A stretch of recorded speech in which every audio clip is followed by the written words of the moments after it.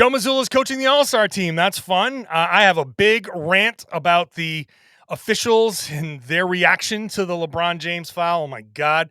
Then we talk trade rumors. Lots and lots of stuff with the trade rumors, going through a bunch of names and maybe a little nugget, a little new way that Brad Stevens could add somebody. That's later on here on the Locked On Celtics podcast. Be ever ready.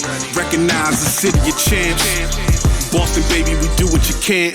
Locked on number 18, Tatum and Brown, J-team, step back. We gon' wet that and slay teams. Of course, the Celtics, who else could it be? Screaming like KG with the Larry O.B. Karalis above average, assessing the team status. Best daily pod, no cap, salary matching. Clutch like Bird the DJ, keep John on replay. Prime time, dapping up the truth on the sideline. Raining J's, how it started, raising banners, how we finished. Locked on Celtics pod, home of the winners. B. Hey there, welcome back to the Locked On Celtics podcast right here on the Locked On Podcast Network, where it is your team every day. And I'm here for you every day, Monday through Friday, and be probably Monday through Saturday this week because the Celtics play on Friday night. So bonus podcast when appropriate here. But delivered directly to your device if you're a subscriber.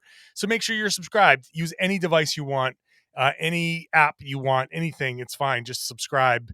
It'll get there. Because it's available everywhere. It's on YouTube as well. You can watch on YouTube. Join the growing Celtics community in the comment section and have at it there. It's a lot of fun. I'm John Karalis. I used to play professional basketball a very, very long time ago, as I have been reminded regularly lately that it was a long, long time ago. But now I cover the team for Boston Sports Journal. Today's show is brought to you by FanDuel. FanDuel is the official sportsbook of Locked On. FanDuel Sportsbook makes every moment more. Make sure you visit FanDuel.com/LockedOn today to get started. Later on in segments 2 and 3, a little rundown of the trade rumors. What's going on with some of the names that have been bandied about. There are a bunch of names that have been thrown out there. I've got 4 names, so probably like 2 per segment to just kind of get into, and maybe some other names will pop up over the course of that. But let me bring in Tom Westerholm here for the first segment. First of all, Tom's the guy who's been reminding me that I'm old. So, that's how we spent the first 10 minutes before the show. Tom just berating me and my age. I was not berating you. I was simply listing. It felt like it, Tom. It felt like it. Okay. I was simply listing off true facts, such as the fact that I was too young to ever see Larry Bird live. That my first basketball memory was watching Penny Hardaway bank in a half-court shot against the Chicago Bulls. I could not tell you what year that was or anything, but I became a big Penny Hardaway fan after seeing a half-court shot. That blew my mind. And my first basketball memories, I never saw like Dino Raja or any of them, but I like remember the name. And then like Antoine Walker is kind of when I cracked into like Celtics knowing things existence. Like I had like a Antoine Walker, Paul Pierce poster on my wall when I was a kid. That's these are just true facts. I'm just telling like it's you a true things. Fact. Like I remember specifically, I have a flashbulb memory in my head and the classroom I was at Emerson College in college talking about why the Celtics should not let Dino Raja go. And having that conversation. So that is, and this all stems from Sean Grande tweeting out that Joe Mazzulla is coach of the All-Star game. And he wasn't born when Larry Bird famously did the who's coming in second thing. And I was just like, ow, just kick me in the nuts next time you see me walking down the hallway, Sean. Be much less painful. And Tom's like, yeah, it was 6 years before I was born. And I'm like, well, that's great. That's great. Thank you very much. Joe Mazzulla is older than me. I will point that out. He is, but not much. Not much. And he's much younger than me. But hey, let's start with that. Congratulations, Joe Mazzulla. Celtics absolutely clinched the record in the best record in the East ahead of. What's the deadline? February 5th or something like that. So they've clinched it, and the Celtics coaching staff is going to go coach in the All-Star game. So that's really cool because that coaching staff, Danny Ainge is going to be over there, and I'm sure like there is going to be like a big reunion over there. So that's nice. Good for them. I think it's a nice moment for him and a good recognition. Look, the Celtics, they've had their ups and downs for sure, but to still have that best record at this point, that's really good. So let's start off with the positive note. I like that. 100%. Look, everybody, like, people have had things to say about Mazzulla, right? Like, they've talked about the timeouts. You could talk about all this stuff, there've been these weird little losing streaks, all that kind of stuff. The truth of it is, you cannot deny that he has been an excellent coach for this team, like, Yeah. under unbelievably strange circumstances. I mean, he has been thrown into the fire and he has thrived. And we've talked about it before. A lot of that is the players, right? The players have been excellent and they've done a great job playing for him. But it's also the fact that when Joe Mazzulla was named the head coach of the Celtics, every single Celtics player was like, we're going to work with him. Like, and everybody knew that there were going to be bumps in the road, that there were going to be challenges, that there were going to be like things that, just didn't go that smoothly, because how could they? This is a first time head coach in the weirdest circumstances possible. And but the players worked with him, and that speaks to who Joe Mazzulla is, the impact that he had on them as an assistant coach, and the fact that all that early success continued, right? Everybody cooled off from three, and the Celtics skidded a little bit, and then they turned it around and they're good again. And a lot of that is the players, but it's also the fact that Joe Mazzulla has done an excellent job with this roster so far. So I mean, it's really impressive, man. It's really cool for him that they're doing this. The Celtics sent out a press release, 8th coach in Celtics history to coach the All-Star game, joining Brad Stevens, Doc Rivers. From 1992 to now, the Celtics coaches have coached. This will be the 4th time. That's not a lot. He joins kind of impressive company with this. Only the 3rd time in the last 24 seasons that an all-star team will be guided by a first-year NBA head coach. I mean, Joe Mazzulla, take a bow, man. To just be thrown into the fire like this, and you're getting recognition like that. Only the 3rd time in 24 seasons that this has happened. That's good. That's really good, man. I hope he's having a nice night tonight, because this is really cool. This is a big moment for him. This is a nice night to sit back and just kind of, take a little bit of time and, grab a beer or whatever it is that you drink. Just chill out and just say, you know what? For 5 minutes, I'm going to enjoy this, because this is the perfect night for him to do that. He's not a guy who sits back and enjoys things, but you know what? It's the Monday. You still have 2 more days off, or one more day off. You have another day off after this. Yeah. Take a night, man. I hope he's enjoying this. Something like that. Yeah. Celebrate with the wife and just say, you know what? Let's do a little cheers and be like, hey, look at us. Look at us. It's like, look at us right now. So does he have a lot to learn? People are like, oh, he's not that great. I know people are in the comments already. He's got a lot to learn for sure, but the fact that he's here now is great. All right, that's nice. Before we turn the page here, I got one more leftover thing from that Lakers game, and it happened after we were done recording the last podcast. Oh God, this just does not sit well with me at all. The referees union put out a tweet to apologize for getting the call wrong against LeBron James, and saying, oh, we blew it. It's going to cause sleepless nights and all of that stuff. Get out of here with that crap. What the hell compelled? Who thought that was a good idea for the officials to come out and apologize for a blown call when you blow calls all the time? There are blown calls in that game that disadvantaged the Celtics. There's one 30 seconds before that was an offensive foul that wasn't called against Anthony Davis, and they scored. Where's the apology for that? This is a horrible precedent for them to go out apologizing for missed calls. They came out after the game, which was really, surprising. But hey, they had the pool report. They got asked about it. They say, yep, we blew the call. That's it. Done. Congratulations. You admitted it. That happens. The Lakers still had an entire overtime to go win that game. So don't tell me that they were that cost them the game. Yeah, he could have won it, but He still had to make 2 free throws, and the Celtics still would have had the ball. But that doesn't even matter. It's not up to the officials to go out there apologizing for. Where are all the other apologies? There's going to be how many games are going on right now as we speak? How many missed calls are going to be out there? You think the refs, are they going to apologize for all of those missed calls? Come on now. That's terrible. That just sounds like and feels like the refs are like, oh, sorry, Mr. LeBron. We're so sorry. Oh, we didn't mean to upset you. Get out of here with that. You know what? He's so damn good that the crying, this whole feeling like, oh, I don't know who else this is going to be against. Like, I can't believe that this is happening to me. What the hell is wrong with you? You're LeBron freaking James. You're about to pass Kareem for the all-time leading scorer. You're the Lakers. The league bends over backwards. They could win 5 games in a season, and the league will put them on national TV 30 times because they're the Lakers.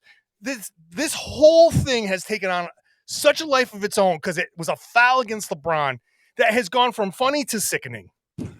End rant. I'm going to continue your rant. I apologize to your ad break. This like sniveling tweet, right? Like, okay, this is the referees union, right? Like that's like the referees are part of a union. In 1877, rail strikers burned down a train station. This is where we've come with labor relations in this country. We are apologizing. No, sir. I hate this. I refuse. This is. He went to rail strike. Man, in the they 1800s. burned it down. They killed people. It was a whole thing. And here we are in 2023 apologizing to LeBron James and the Los Angeles Lakers. Sorry, sir. We're sorry we missed the call. We'll never do it again. And not for nothing, man. Like Lakers, LeBron, have some pride, man. Like seriously, everything you said is also works the other way. LeBron is about to pass Kareem Abdul-Jabbar. There is a stronger and stronger case that he is the greatest basketball player of all time. Whether you agree with it or not, that case is getting stronger. You're the Lakers. You've won 17 NBA championships. You have this storied history. You're above this. You're above complaining about all of this. Is so gross. It is. It's gotten gross. Like, it was funny when we recorded on Sunday. At this point, it's just gross. It's just gross. Like, yeah, you're right. Have some pride. How many free throws is LeBron going to take in his next game? 30? 35? I mean, it's going to be a lot. If LeBron's shoe gets untied, will the refs go down and tie his shoe for him? Like, I mean, at this point, like, are they going to give him his water during the timeout? Like, oh, LeBron, do you need a towel? Like, where's the line? That was an embarrassing tweet to be sent out. That was horrible. And what's the upside? Every Lakers fan is still mad at you. What was the upside of that tweet?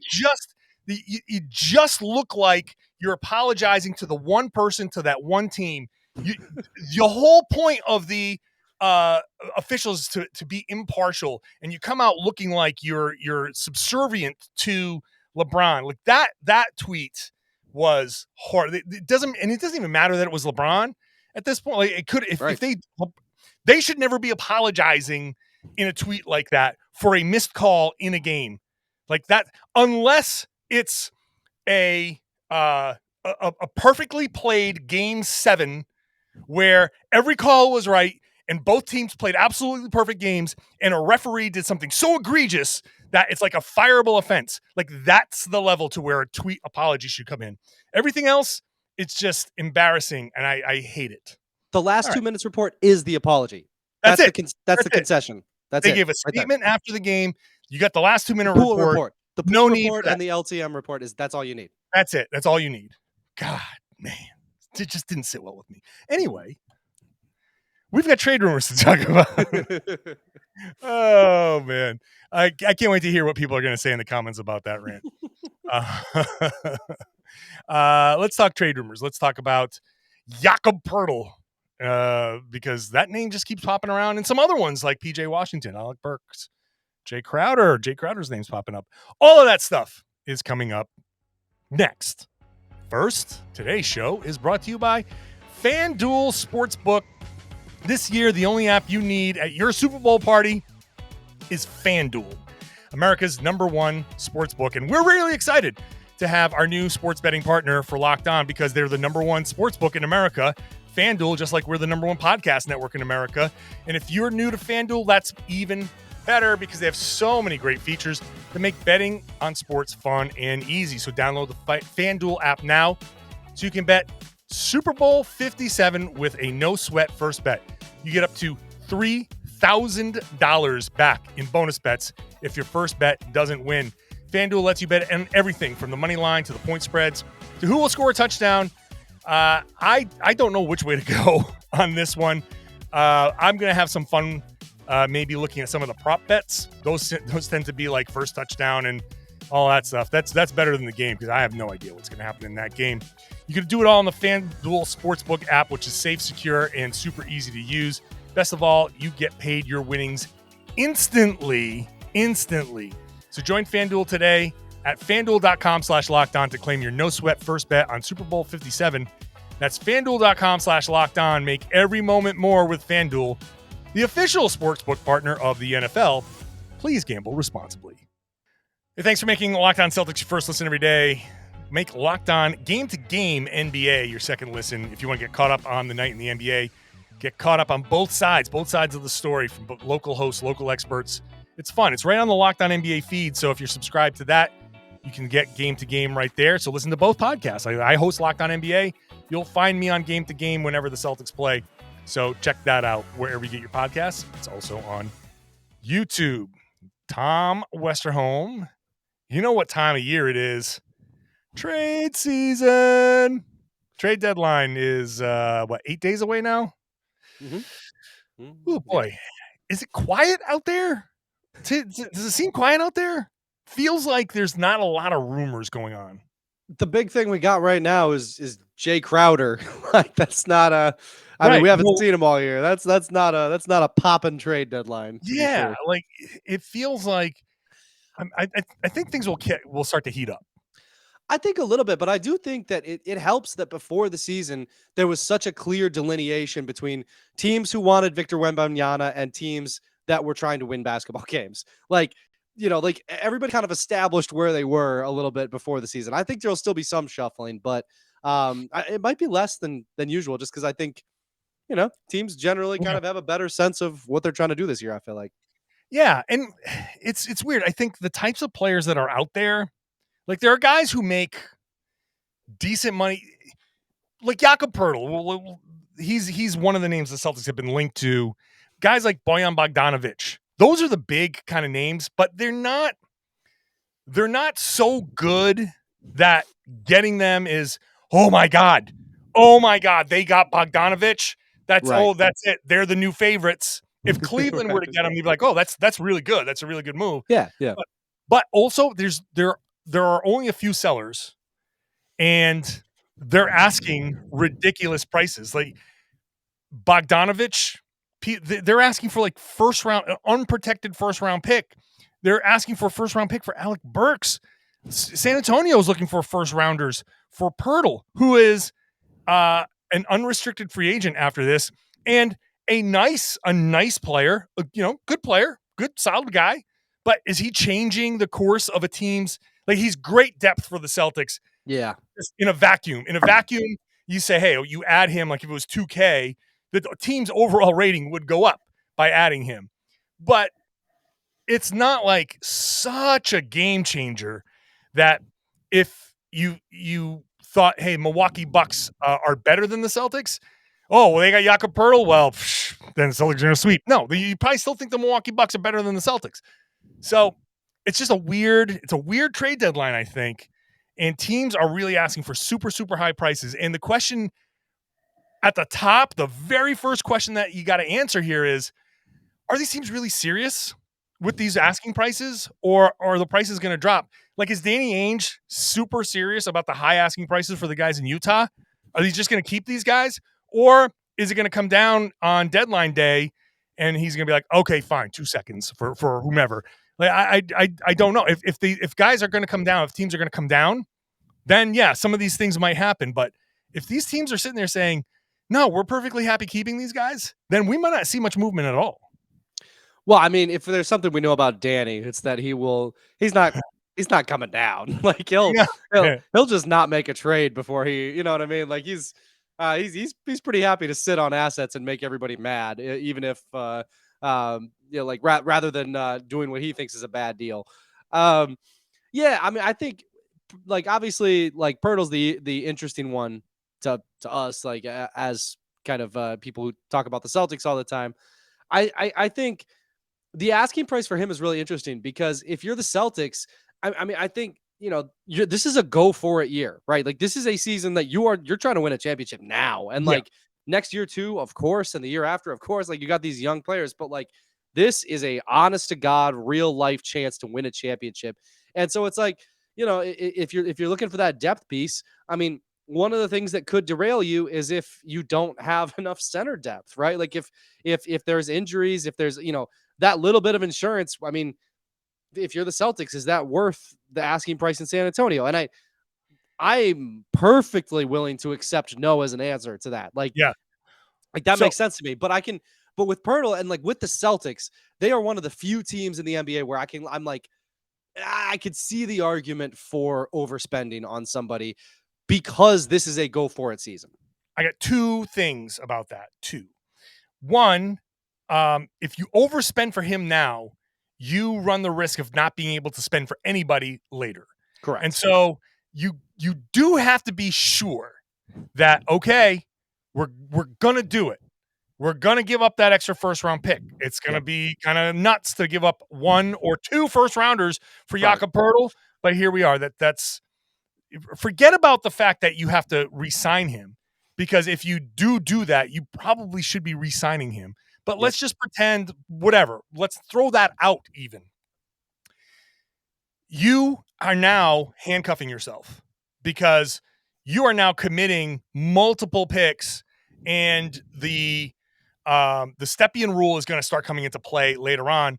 And if you're trading away some of these role players, like you don't have anybody to move next year. At next year's deadline, it's going to be tough. Now, maybe you can, maybe Bruce Brown shakes free and opts out of Denver, and you give him the mid-level, but he's already had a taxpayer mid-level deal, and the Celtics can't give him a full mid-level.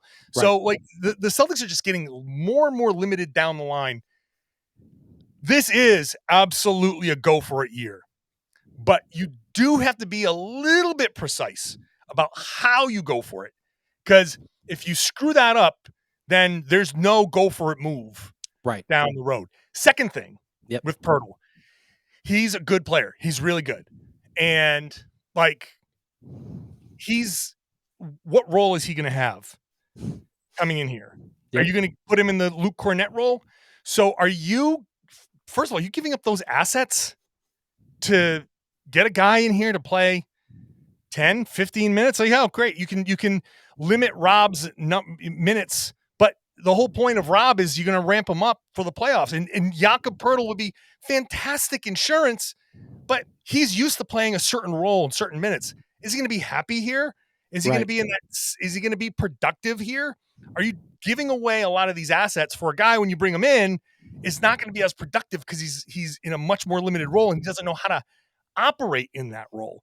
Like, it's not just as easy as taking all of his production from San Antonio and putting it in Boston, because the situation is significantly different. The players he's surrounded by are significantly better. So I don't think that Poeltl makes sense. Even in a go for it, hey, damn the torpedoes, give up all your assets. Even if I give you that, I'm still not saying Poeltl is the guy, because it's almost like he's too good for that role. You need somebody that's just better in that role, which is why I think you just got to go buyout with the big and just deal with it that way. I do agree. We've talked about this exact caveat before. I think the only concern is if the Celtics know something that we don't about Rob's health and about his future health. And again, like that doesn't seem to be the case. Everything seems kosher. They're ramping Rob up. Everything seems good. And as long as that is still the case, I agree with everything you said completely. I hope that continues to be the case. 100%. I hope they do not go trade for Jakob Poeltl, because I think that means that they do have some confidence in Rob's health going forward. So, yeah. Yeah. Okay. Other names, I'll just throw this out there. PJ Washington, very popular name. People keep bringing him up as a guy. Hey, Charlotte's bad. Maybe they can part with PJ Washington. Literally every NBA writer with any sort of connections that I read has said he's not going anywhere. The Hornets are putting out the vibes that they want to re-sign him. Mhm. Could that be just a smokescreen that they're just saying, no, we want to re-sign him to pump up the price for PJ Washington? Sure.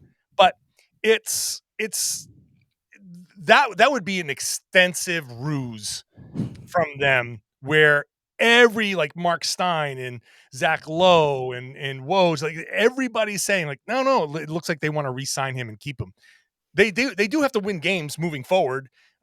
Next year they want to be competitive, and if they like him, they like him. So I'm starting to believe in that. I think Rozier goes. I think Plumlee goes from the Hornets, but I think they want to keep Washington, and I don't think there's anybody in the Hornets to pick off either. Yeah, no, I don't. That's, well, we've seen the Hornets play the Celtics. I don't. If it's they got some okay stuff, but it's nothing that's particularly compelling.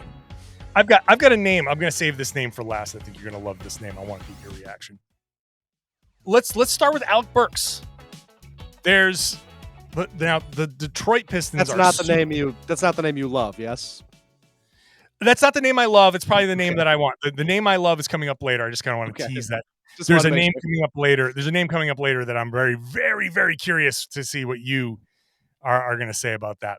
Okay. Alec Burks would be my guy because he fits. Yeah. Not a trade exception, but he fits what the Celtics need. They can get him with the Gallinari Pritchard combo. I think they can do it. I think they ultimately can do it with a couple of second round picks. So I think that's doable. My concern is that the bidding war for Burks might get a little silly. That because he's the most attainable, that there might be a team willing to overspend that might say, and it may be an East Coast team that says, we're not going to let Boston get him. Yeah. We need a guy like him. We need a shooter, and he's shooting the hell out of the ball. I just went and looked. 45% from three this season. Yeah. Shooting the hell out of the ball. Not insignificant attempts per game. I think it was like 4 attempts per game. Yeah. Again, now he's got free reign to shoot in Detroit. So he'd have pretty free looks in Boston. Sure. Yeah. So yeah, he's a guy that I would definitely, he might be my number one target at the trade deadline because fits a need greatly. The Celtics have, I do still think that Sam Hauser has some potential as a scorer off the bench, but maybe not this season. I don't know. I think that ship might be sailing Sink pretty it quickly. But anchor it. I think that Pritchard is, not long for this team one way or the other. Maybe he stays here for the season or doesn't. I don't know. Yeah. But Burks fits. He's like 6'2", 6'4", something like that. He's got some size. He's got some decent size. 6'6" according to Basketball Reference. 6'6". Okay. Yeah. Okay. Yeah. So he fits. And I think the Celtics package is fair for him, but I think other teams are going to have packages that are also fair, and there might be other teams that say, "Hey, you know what? We'll throw in a protected first round pick, but we'll give you lottery protected first rounder for the dual purpose of getting a shooter and keeping a shooter off of the Celtics." Yeah, I could certainly see that. I mean, he's he's a perfect plug and play fit in just about any system. Just your basic, very useful basketball player. And yeah, the Celtics have quite a few of those. I could definitely see other teams wanting to prevent that from happening. I don't see any other big names shaking free. There are some other names that have come up that I think are like, we're looking at teams with guys who make a certain salary. And we say, hey, he fits into this traded player exception, or he fits this Gallinari-Pritchard combination. And I think one thing that we have to look at from the other side is whichever team that we're looking at is that other team better off using that tradable guy that they might be willing to trade with a bigger salary to get a bigger name? Like Sure. that's something we are looking from a very Boston point of view. But I would just say to anybody who's plugging names into their trade machine, whatever, look at the other team and say, what do they need? And is it going to be, the name, whatever name you're thinking of, if that name plus a tradable guy with a bigger salary can get somebody in the 20 to almost $30 million range, you might say that team is better off waiting till the summer to use that tradable piece rather than sending them to the Celtics for whatever package the Celtics are going to offer. Now, the other team could turn around and say, hey, we'd rather just take that Gallinari piece and trade that Gallinari. We could do the same thing there, but Right. it's just hard to. Let me rephrase that. Got to consider what the other team's going to want to do. That's all we're going to say. Got to consider what the other team's going to do. And so some of these names that are popping up are I think going to be limited because of that. Jay Crowder's name's popping up with Milwaukee, not with Boston. I don't think he's a viable option. I don't think does Jay Crowder. In theory, Jay Crowder is like, ooh, but like, dude. I've just always liked him. Like I always enjoyed but yes, no, I don't see the fit necessarily.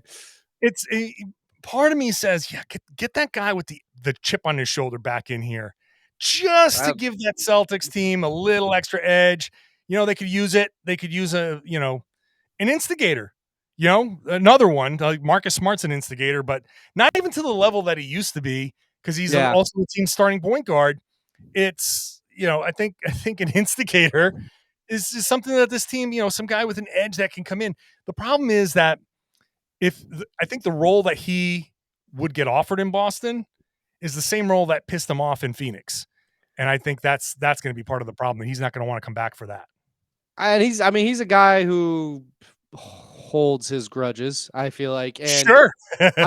and honestly, like not joking or, whatever, like the Celtics traded him under some pretty messed up circumstances, right? Like the way he found out about the trade, like the timing of him finding out about the trade. That's true. That's true. It's rough. And then, I remember I talked to him after his return. The Celtics gave him a little tiny little montage, a little welcome back tribute video, and he didn't even see it. I talked to him after the game. He was like, "They did a tribute video for me? Like, really? I didn't even notice." Like, he was like, I think he was kind of offended by that. And it's like, there's probably I think there's probably way too much. I mean, for one thing, the trade doesn't even necessarily make that much sense. I also think that there's some probably some hard.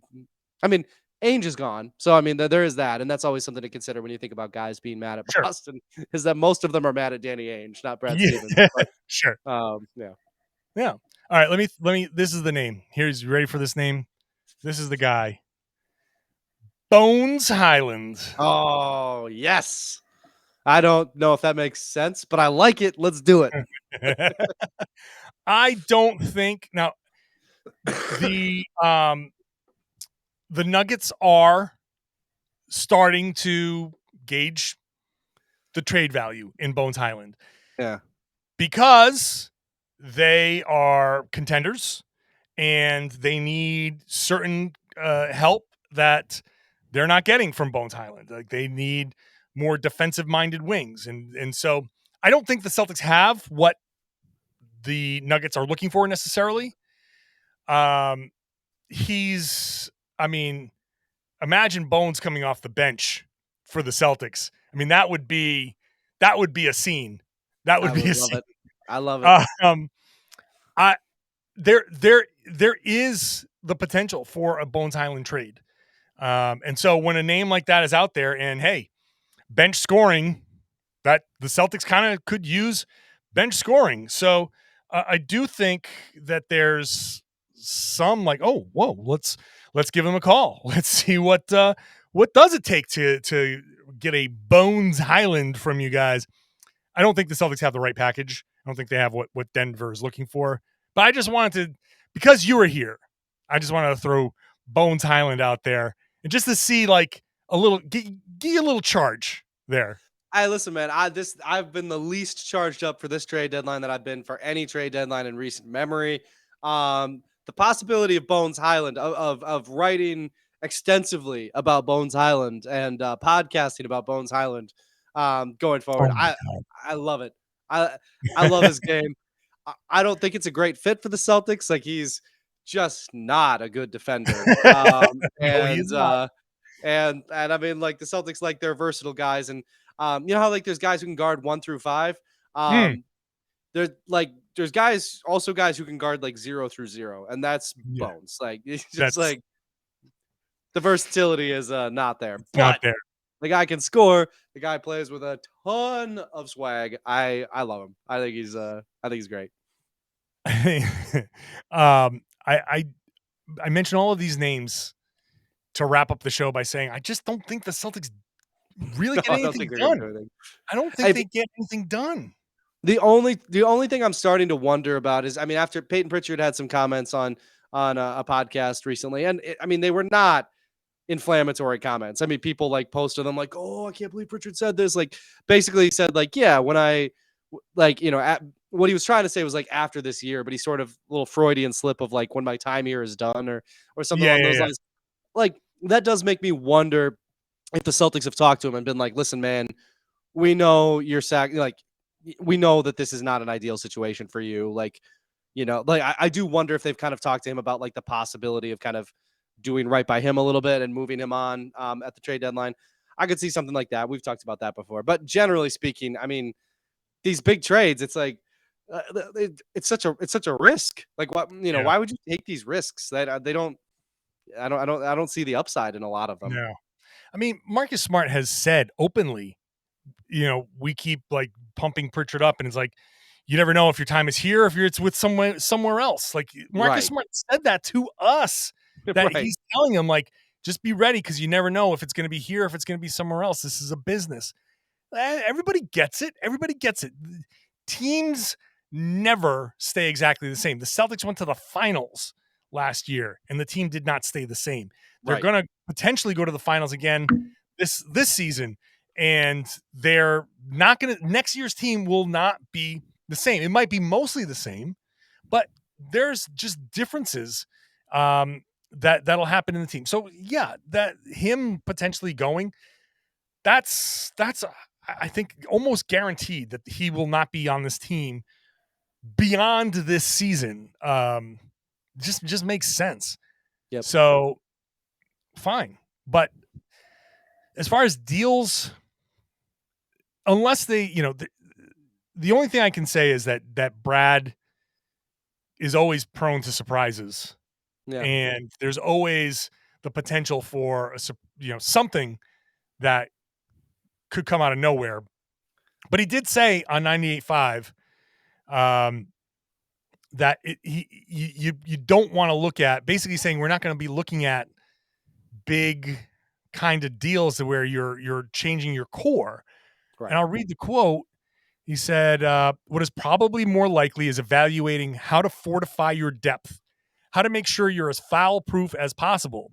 But hey, other teams are out there too, and there's good players around the league, so you're probably looking at those opportunities, that you're really stewing over. Those are the opportunities that you're really stewing over. Fortifying your depth, end of bench.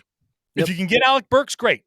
If not, then that you're not going to go crazy. Then you ride into the playoffs with this team that is currently 36-15. Right. I mean, here's hoping that works out. Oh, geez. Right. The best record in the league. Let's hope that the team that just went to the finals and has the best record in the league. Let's see how that can go. Yeah. I mean, I think that's fine. You scout. I think they're going to potentially, I would bet that they bring in a buyout guy. I think they will have their choice of buyout guys. And maybe it's 2 buyout guys.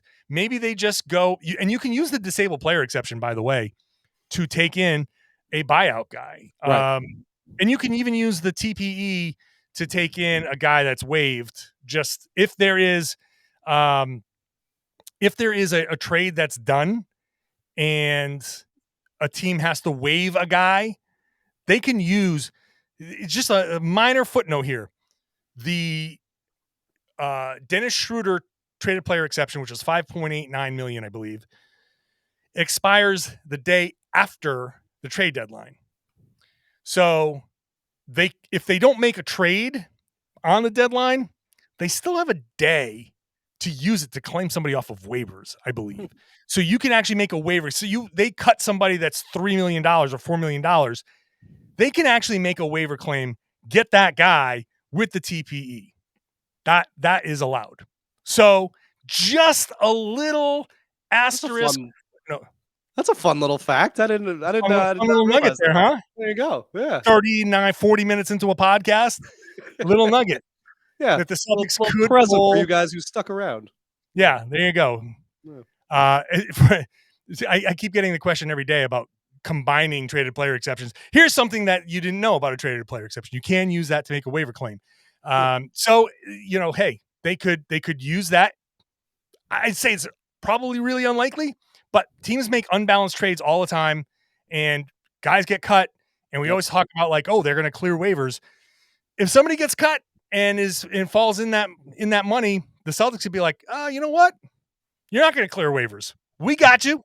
And that could be enough to that could essentially be a trade. The Celtics can, be part of that. So, well, and all of those possibilities are a big part of the reason why it doesn't make sense to give up a ton of assets for somebody like Yak, because so many things can shake free, so many options exist to you, and it's and you don't want to. I don't want to be. Sorry, I know I cut you off. No, you're good. You don't want to be the team that's overly cautious and say we're always thinking 2-3 years down the line, so we can never take a wild swing. I'm not saying that either, because sometimes you do. I don't think this is the guy. I don't think this is the swing. Also, they took that swing. They traded for Malcolm Brogdon. That's a swing. That's a big old swing. That's right. Derek White was a big old swing. Good swings. Yeah. That's true. Brad doubled off the wall with both of them. It's just, good stuff. That's true. That's true. Yeah. So I'm very curious. I would love it. I mean, I would especially be able to. I would love it if he used that as a waiver claim, so I could play this bit of the podcast and be like, "Oh, I called it." Oh man. That is your favorite thing. Oh, it's my absolute favorite thing, to find some little obscure thing that happens and take a victory lap over it. Yeah. Very John Karalis move. Hey, people remember those things. I've been taking victory laps for guys that I got right in the draft from 7 years. I still take my Jaylen Brown victory lap. I get it. All right. I'm done running today, though. This podcast is done. Tom, appreciate you as always. Appreciate you. And I always appreciate you listening, whether it's in the car or the shower, on your way to the gym or school, or if you're watching. I very much appreciate you allowing us to be part of your Celtics life. We do this show to kind of enhance your enjoyment, we hope, of the Celtics. And so if that's the case, I really do appreciate you making us part of that thing, that your love for the team, because it's fun. It's fun to be part of that. So if you're not subscribed, please subscribe. If you are subscribed, I would love it if you took that extra step and shared the podcast and told everybody that they should be listening to and watching the Locked On Celtics podcast right here on the Locked On Podcast Network. Your team every day.